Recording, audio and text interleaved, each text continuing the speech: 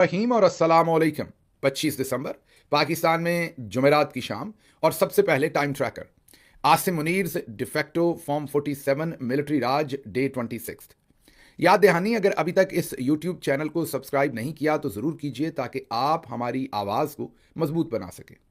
आज की अहम खबरों में 25 दिसंबर के लिहाज से सबसे पहले तो क्रिश्चियन फ्रेंड्स के लिए क्रिसमस की ढेरों ढेर मुबारकबाद। उसके बाद दूसरी बड़ी आज की जो खबर है, जो बात है, वो कायदे आज़म मोहम्मद अली जना रहमतुल्लाह अलैह का यौम पैदाइश। उनका आज 149th यौम पैदाइश है, 149वां। इसके लिए पूरी कौम को मुबारकबाद। और एक बार फिर याद दिलाते चलें कि जो लार्जर इंडिया बर्रे सगीर है, उसका जो सियासी जो पस मंज़र है और उसके साथ साथ आने वाला वक्त है, उस तमाम तारीख के धारे को बदल कर रख दिया था मोहम्मद अली जिन्ना ने। उन्होंने माइनॉरिटीज़ के तहफ़्फ़ुज़ के लिए एक नया मुल्क ही बना डाला। माइनॉरिटी कौन होता है? जो कमज़ोर होता है। और मेजॉरिटी कौन होता है? जिसके पास ताकत ज़्यादा होती है, नंबर की वजह से या किसी भी और वजह से ताकत हो तो उसको ज़ाहिर है कुछ और कहेंगे, लेकिन नंबर ज़्यादा होने की वजह से जिसके पास ज़्यादा ताकत होती है वो मेजॉरिटी है। लेकिन आज पाकिस्तान में ना ही माइनॉरिटीज़ उस तरीके से महफूज हैं जैसा वादा कायदे आज़म मोहम्मद अली जिन्ना ने किया था, और ना ही कमज़ोर उस तरीके से महफूज है जैसा वादा उन्होंने किया था। अब किसी के पास ताकत मेजॉरिटी की वजह से हो या डंडे की वजह से हो, दोनों सूरतों में ताकतवर जो है वो कायदे आज़म मोहम्मद अली जिन्ना का जो प्रॉमिस था, जिस प्रॉमिस के ऊपर ये मुल्क मार्ज वजूद में आया था और जो एश्योरेंस दी थी उन्होंने अपने हमवतनों को, वो आज उस तरीके से बदकिस्मती से पूरी होती हुई नज़र नहीं आ रही। कायदे आज़म मोहम्मद अली जिन्ना का खिताब स्टाफ कॉलेज कोयटा फौजी अफसरान के साथ जून 14 1948 1948 उन्होंने वहां पर खिताब करते हुए कहा, do not forget that armed forces are the servants of the people, you do not make national policy, it is we the civilian who decide these issues, and it is your duty to carry out these tasks with which you are entrusted.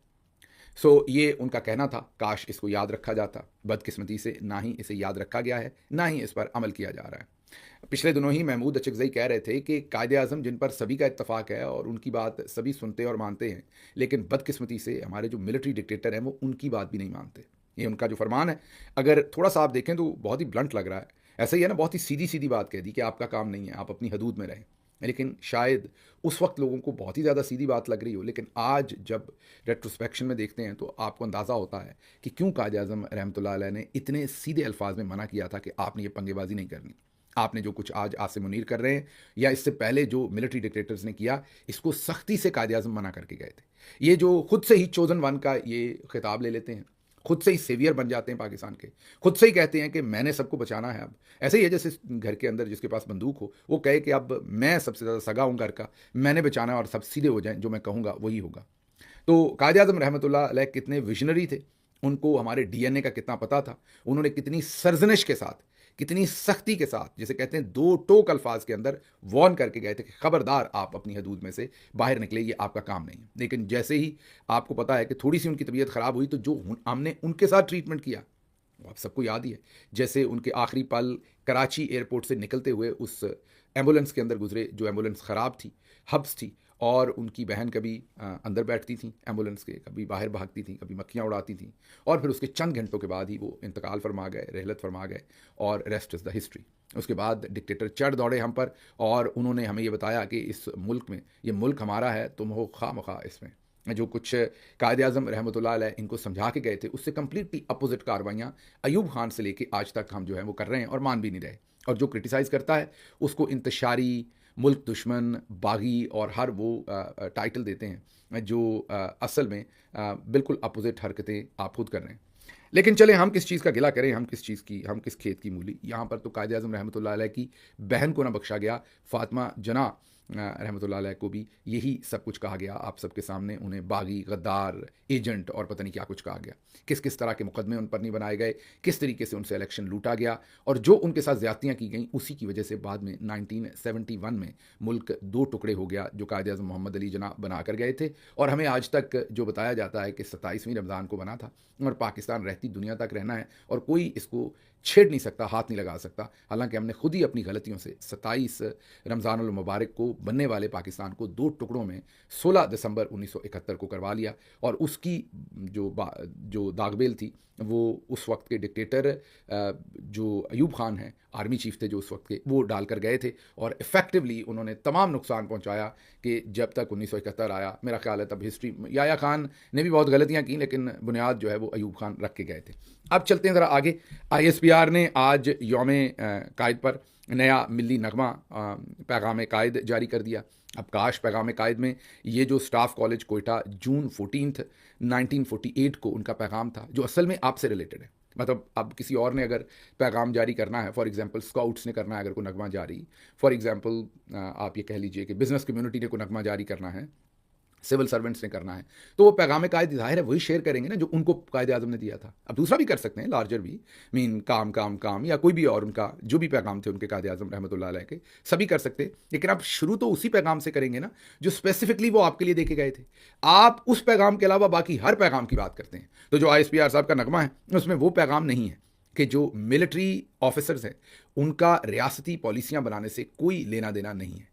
ये civilian जो elected कौम के representative हैं उन्होंने पॉलिसियां बनानी हैं और आपको जो पॉलिसी दी गई आपने वो इंप्लीमेंट करनी है। ये असल पैगाम है जो आपको फैलाना चाहिए, या चलें फैलाना नहीं तो आपको समझना चाहिए। आप मिली नगमे जारी करेंगे, ड्रामे जारी करेंगे, फिल्में जारी करेंगे, सब कुछ जारी करेंगे, सारी बातें करेंगे, जो असल आपके समझने की बात थी, जो आपके लिए थी, उसकी तरफ नहीं आएंगे। बाकी सारे काम, मीन जो आपका असल काम है उसकी तरफ नहीं, बाकी सब कामों की तरफ आपने आना है।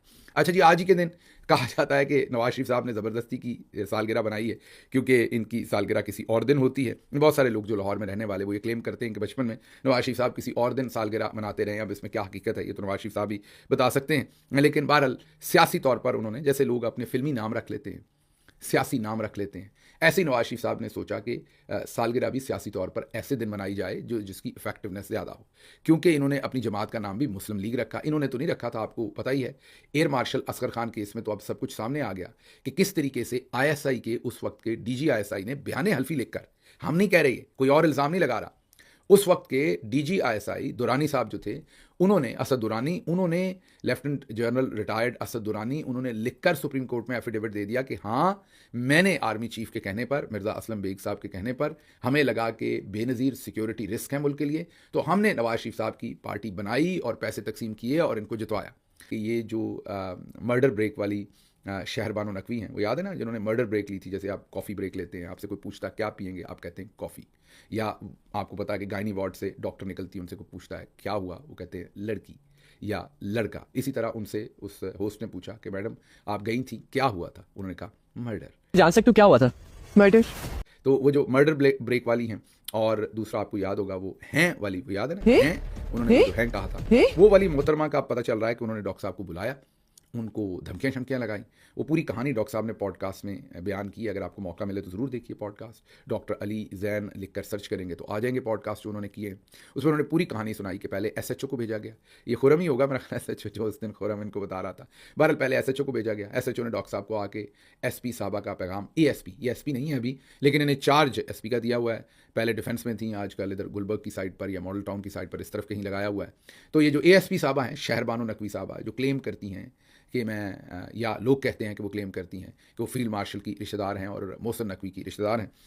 ये मोहतरमा जो है, इन्होंने डॉक्टर साहब को कहा कि आप आइए मेरे ऑफिस। SHO इनको पैगाम देने गया डॉक्टर साहब के मुताबिक, और CCTV फुटेज भी अब डॉक्टर साहब ने उसकी पेश कर दी है।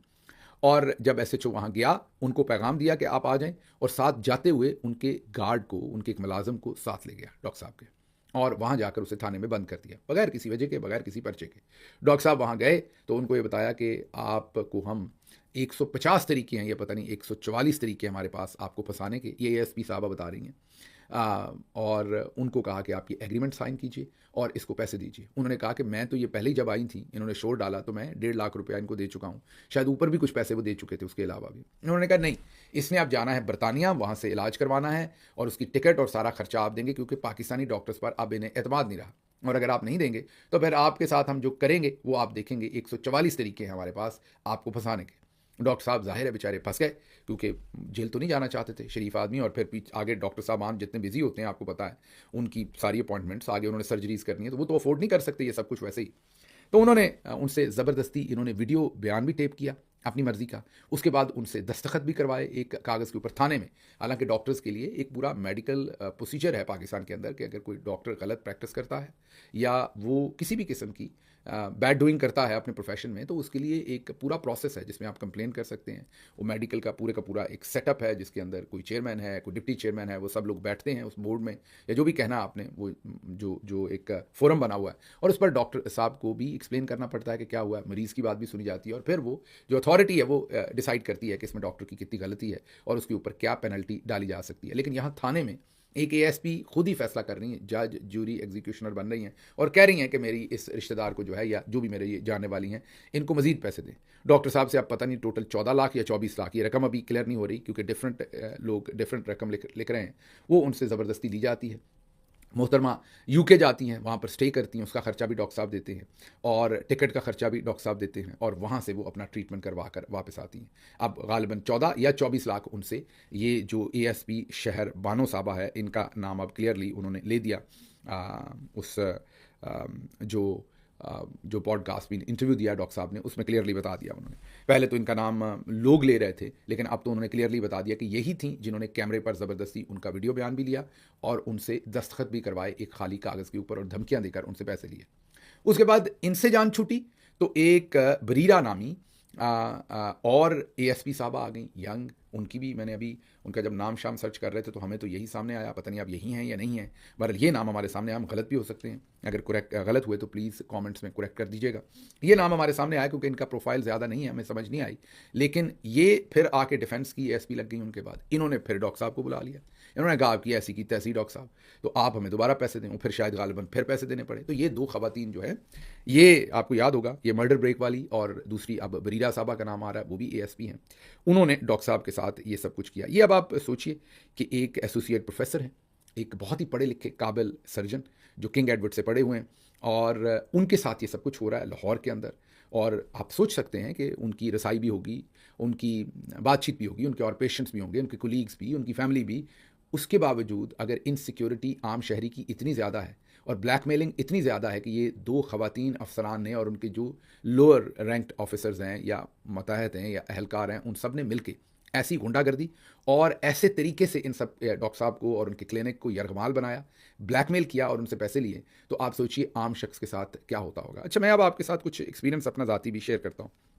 जब मैं गवर्नमेंट में काम शुरू किया तो मेरी परसेप्शन ये थी, क्योंकि मैंने लीडरशिप पढ़ा और पढ़ाया है, तो मैं आपको ये वाजे कर दूं कि लीडरशिप की जो पूरी दुनिया के अंदर स्टडीज़ हैं, उसमें ये है कि जो लीडरशिप रोल्स होते हैं ऑर्गेनाइजेशंस के अंदर, जैसे कोई बैंक है, कोई बड़ी ऑर्गेनाइजेशन है, उसमें पूरी दुनिया के अंदर ये रिसर्च साबित करती है कि जो खवातीन लीडर्स होती हैं वो बेहतर लीडर होती हैं या इक्वली बेहतर लीडर होती हैं मर्दों के, मन किसी सूरत भी कमतर नहीं है। उनकी जो परफॉर्मेंस है, जो उनका कंडक्ट है, बल्कि हमारी लीडरशिप की जो बहुत सारी रिसर्च है वो ये साबित करती है कि जो खवातीन होती हैं लीडरशिप पोजीशंस के ऊपर, वो कई दफ़ा इसलिए भी उनके रिजल्ट ज़्यादा बेहतर आते हैं क्योंकि उनके अंदर एक एम्पैथी भी होती है। उस एम्पैथी की वजह से, जो मर्दों की निस्बत कई दफ़ा उनमें ज़्यादा होती है, एक्सेप्शंस कुड बी देयर, उस एम्पैथी की वजह से उनका जो बॉन्ड होता है अपने कुलीग्स के साथ, वो ज़्यादा एहतराम का, ज़्यादा एक आप ये कहिए कि सिला रहमी का, ज़्यादा एक एम्पैथेटिक होता है कनेक्शन, जिस वजह से पूरी दुनिया की जो रिसर्च है वो ये साबित करती है लीडरशिप में कि अहम पोजीशंस के ऊपर जो खवातीन होती हैं वो मर्दों से किसी सूरत कम परफॉर्म नहीं करती, बल्कि अक्सर औकात बेहतर परफॉर्म कर जाती हैं। तो ये पहला मैं आपके सामने रख दूं कि ये मेरी बायसनेस कह लें, ये मेरी परसेप्शन थी जब मैं गवर्नमेंट के इस रोल में गया। अब जब मैं गवर्नमेंट के रोल में गया तो वहाँ पर जाहिर है खवातीन अफसरान भी बहुत सारी थी और मर्द अफसरान भी थे। तो मेरी परसेप्शन और मेरी एक्सपेक्टेशन यही थी कि मर्द पुलिस वालों का या ब्यूरोक्रेट्स का तो हमने सुन ही रखा था, देख रखा था, एक्सपीरियंस कर रखा था करप्शन के सारे मामला। तो एक्सपेक्टेशन मेरी थी कि खवातीन अफसरान जो हैं वो ऐसा नहीं करती होंगी, और कुछ थी जो बिल्कुल नहीं भी करती थी, ईमानदार भी थी। और फिर जो बाकियों के हमने मामलात लोड डाउन, उन रिपोर्ट्स को कहते हैं, डाउनलोड नहीं बल्कि लोड डाउन कहते हैं उसे ब्यूरोक्रेसी की ज़ुबान में, उनके जो लोड डाउन आते थे, जो उनकी करप्शन की बातें आती थी। मर्द जो पुलिस वाले या ब्यूरोक्रेट हैं वो भी जब रिश्वत लेते हैं तो एक तो पैसे लेते हैं ज़ाहिर, एक वो बड़े बड़े महंगे बैग्स लेते हैं, ऐसे ऐसे महंगे बैग जिनके नॉर्मल लोगों को पता भी नहीं होगा। मैं सब लोगों की बात नहीं कर रहा, मैं पाकिस्तान में रहने वाले नॉर्मल लोगों को पता भी नहीं होगा। और वो बेचारे जिन लोगों से वो बैग लेते हैं ना रिश्वत में, कई बिजनेसमैनों से, कहीं से, उन्हें भी नहीं पता होता। वो फिर पूछते फिरते हैं कि फलाना बैग लेना है जी, कित्थों लभेगा। और आप हैरान होंगे, वो 50 लाख का बैग होता है, 40 लाख का बैग होता है, 70 लाख का बैग होता है। और वो जो बिजनेसमैन होता है, कई दफ़ा वो बेचारा FA पढ़ा होता है या मैट्रिक पढ़ा होता है, उसको पता भी नहीं होता, वो फिर को बंदा ढूंढता है और उसके थ्रू वो बैग खरीद के तो वो ब्यूरोक्रेट साहब को देता है। ये मैं मर्द ब्यूरोक्रेट्स की बात कर रहा हूँ, खवातीन की नहीं कर रहा अभी, क्योंकि वो रिश्वत मैंने आपको बताया कि पैसों में भी ली जाती है, लेकिन फिर अपनी बेगमात, अपनी गर्लफ्रेंड्स के लिए डायमंड की रिंग्स, ज्वेलरी, बैग्स, घड़ियाँ, रॉलेक्स वगैरह, ये सब कुछ भी लिया जाता है। तो मेरा ख्याल ये था हमेशा से कि ये मर्द ज़्यादा करते होंगे, खवातीन एक मेरा मतलब फ्रेश झोंका होगा हवा का, और ये डिफरेंट होगा। लेकिन जब गवर्नमेंट में काम किया तो पता चला कि माशाल्लाह बराबर है, ना कोई ज़्यादा है ना कोई कम है।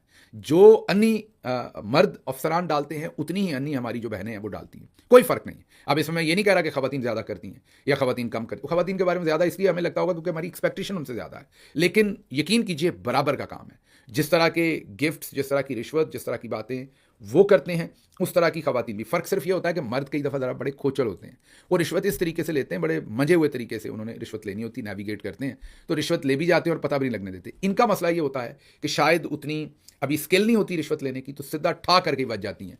और लेकिन रिश्वत और करप्शन जो है वो बराबर है। मैं इन दो खवातीन की बात नहीं कर रहा, मुझे जाहिर है जो डॉक्टर साहब ने कहा वही सामने बात आ रही है। मैं तो ये नहीं कह रहा कि इन दोनों अफसरान ने कोई रिश्वत ली है या नहीं ली, क्योंकि मेरे सामने तो कोई सबूत नहीं पड़ा। मैं जनरली अपना जो एक्सपीरियंस गवर्नमेंट में रहते हुए मेरा हुआ, हर एक जब मैं कहता हूं तो मेजॉरिटी ऑफ जो ब्यूरोक्रेट्स हैं जिनकी तनख्वाह लाख रुपया, 2 लाख रुपए, मैक्सिमम 2.5 लाख रुपए, उन्होंने 20, 25, 30 लाख की घड़ी अपनी रिस्ट पर बांधी हुई है। इसी तरीके से महंगे बैग पकड़े हुए। उनसे पूछे तो वो कहती हैं कि हमारी फैमिली बहुत रिच है, उन्होंने हमें ये बैग्स दिए हैं। लेकिन अगर आप उनकी तस्वीर जो हैं वो उस पोजीशन से पहले की कहीं सोशल मीडिया पे देखें तो ऐसी कोई चीज़ नहीं होती। वो फैमिली तो ज़ाहिर है तब भी रिच ही थी, लेकिन वो रिचनेस जो है वो तब नज़र नहीं आती, ना घड़ियों में, ना बैग्स में, ना कपड़ों में, ना जूतों में। तो ये अन्नी जो मर्दों ने और औरतों ने ये मिल के डाली हुई है पाकिस्तान में, उसके अब ये सामने तमाम के तमाम मामला आ रहे हैं। डॉक्टर साहब के साथ ये जो कुछ हुआ है वो अफसोसनाक है, मैं यही कहूँगा। साथ साथ मेरी डॉक्टर साहब से एक रिक्वेस्ट है, उनके लिए पैगाम अगर कोई पहुँचा सके तो मेरा ये वीडियो का हिस्सा उन्हें ज़रूर पहुँचाइएगा। डॉक्टर साहब, आपके साथ है पूरी कौम, ज़ाहिर है मैं भी आपको सपोर्ट कर रहा हूँ, पिछली दफ़ा भी सपोर्ट किया, अभी भी। वजह क्या है? वजह ये कि आप एक टैलेंटेड आई सर्जन हैं, लेकिन मैंने आपके जो दोनों पॉडकास्ट देखे उनमें ह्यूमिलिटी की थोड़ी सी कमी है। आपका भी मामला थोड़ा सा वही टिपिकल पाकिस्तानी जो हमारा स्लेवरी का माइंडसेट है। आप भी बार बार ग्रेड 19 एसोसिएट प्रोफेसर, ग्रेड 19 आपके लिए इतना कहना काफ़ी है कि आप एक प्रोफेसर हैं और आप एक डॉक्टर हैं। फॉर गॉड सेक, ये आप क्या कह रहे हैं? ग्रेड 19 ग्रेड, आप भी ASP साहब ही बन रहे हैं, आप भी ताकत का आंसर ही कहीं से ला रहे हैं। फिर आपने एक और जुमला इस्तेमाल किया कि आप बेस्ट सर्जन के साथ अगर ये हो, नो डाउट आप बेस्ट सर्जन होंगे, but let us say that आप खुद अपने बारे में ये कहते हुए अपने लिए मुखालफत लेंगे, तो आइंदा आप जो इंटरव्यू दें, मेरा मशवरा है, माने या ना माने वो आपकी मर्जी है, लेकिन कम्युनिकेशन में ये 2-3 एरर्स मैंने देखे कि आप ह्यूमिलिटी रखिए, अपने आप को बढ़ा चढ़ा के अपने इंटरव्यूज़ में आप ना बताइए, let other people talk. No doubt आप बेहतरीन डॉक्टर होंगे, शायद बेस्ट डॉक्टर होंगे, और आप ग्रेड 19 में भी होंगे, लेकिन ये आपके बताने की चीज़ें नहीं। आप अपना मुद्दा ये रखिए कि आप एक डॉक्टर हैं, आप बताइए आप किंग एडवर्ड से पढ़े हैं, अपनी स्पेशलाइजेशन बताइए आप एसोसिएट प्रोफेसर हैं, उसमें से वो ग्रेड वाला काम ज़रा माइनस कर दें।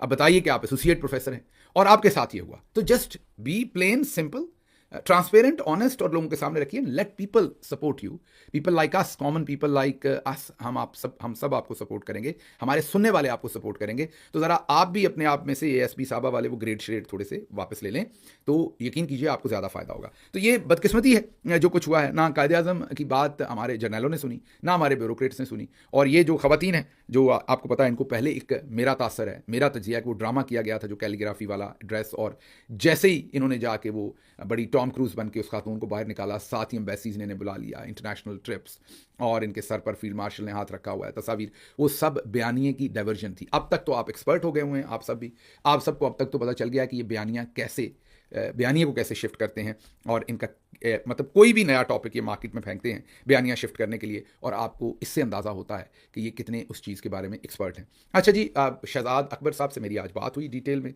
वो जो कुछ उन्होंने पहले दोस्तों ने रिपोर्ट किया वही उन्होंने मुझे बताया। आप सबने दुआ करनी है उनकी तेज़ रिकवरी की। बहुत अफसोसनाक उनके ऊपर अटैक हुआ।